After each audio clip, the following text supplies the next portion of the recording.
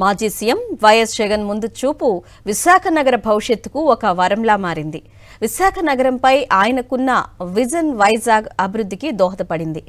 ముందు చూపుతో విశాఖ నగరంలో 100 కోట్లతో నిర్మించిన ది డెక్ భవనం నేడు అనేక కంపెనీలకు పెద్ద దిక్కుగా మారింది. ఆ భవనంలో తమ కార్యాలయాలు పెట్టేందుకు పెద్ద పెద్ద సంస్థలు పోటీ పడుతున్నాయి. విశాఖ నగరంపై జగన్ ఆలోచనకు ది డెక్ భవనం ఒక ఉదాహరణ మాత్రమే. వైఎస్ జగన్ సీఎంగా ఉన్న సమయంలో సిరిపురం జంక్షన్లో ది డెక్ పేరిట నిర్మించిన భవనం విశాఖకు ప్రత్యేక ఆకర్షణగా నిలిచింది. ఈ భవనాన్ని 100 కోట్ల రూపాయల వ్యయంతో డెక్ ఆకారంలో నిర్మించారు. వైఎస్ జగన్ సీఎంగా ఉన్న సమయంలో ఈ భవనం నిర్మాణం దాదాపు పూర్తయింది. ప్రారంభోత్సవ సమయానికి ఎన్నికల కోడ్ అడ్డంకిగా మారడంతో అప్పుడు దాన్ని ప్రారంభించలేకపోయారు. ఈ భవనాన్ని 11 అంతస్తులతో అత్యంత సుందరంగా నిర్మించారు. అందులో 3 అంతస్తులు సెల్లార్లో నిర్మించారు. మిగతా 8 అంతస్తులు కార్ పార్కింగ్, కమర్షియల్ అవసరాల కోసం ఏర్పాటు చేశారు. ఈ బిల్డింగ్ మొత్తం సెంట్రలైజ్డ్ ఏసీతో పనిచేస్తుంది. పైన సౌర విద్యుత్ కోసం సోలార్ పలకలను కూడా ఏర్పాటు చేశారు. ఈ భవనం పైకెక్కి చూస్తే ఒకవైపు విశాలమైన సముద్రంతో పాటు మరోవైపు అందమైన విశాఖ నగరం కనువిందు చేస్తుంది.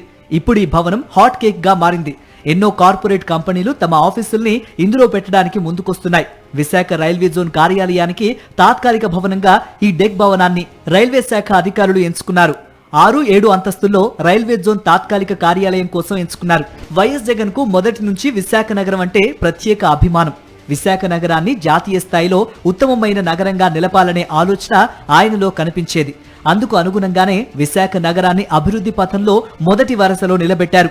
విశాఖ రైల్వే జోన్ భవన నిర్మాణాలకు సంబంధించిన 52 ఎకరాల భూమిని రైల్వే శాఖకు వైఎస్ జగన్ సర్వే చేయించి అప్పగించారు. వైఎస్ జగన్ ముందు చూపుకు ఉదాహరణ డెక్ భవనం ఒకటే కాదు. విశాఖకు ఐకానిక్ గా మారిన ఋషికొండ భవనాలు, Jagadamba car parking building, Inorbit mall, కైలాసగిరిపై గ్లాస్ బ్రిడ్జ్, ఉడా శివాజీ పార్కుల అభివృద్ధి, బస్ బేలు, జంక్షన్ల development, clock tower, NAD flyover, APEPDCL, జీవీఎంసీకి సంబంధించిన భవనాల నిర్మాణం వంటివి ఎన్నో జగన్ ముందు చూపుకు నిదర్శనాలుగా కనిపిస్తాయి.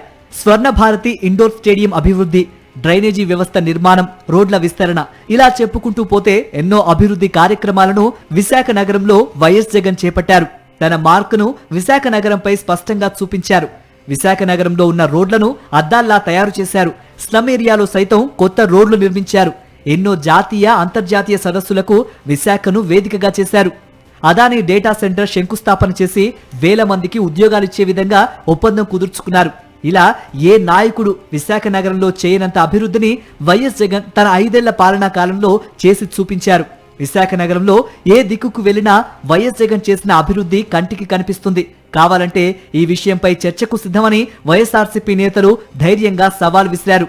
ఇదంతా కూడా విశాఖపట్నాన్ని ఇంత బాగా తీర్చింది అంతా మా శ్రీ వైఎస్ జగన్మోహన్ రెడ్డి గారి హయాంలో, వైఎస్ఆర్సీపీ ప్రభుత్వంలో మేమంతా కూడా చేయడం జరిగింది.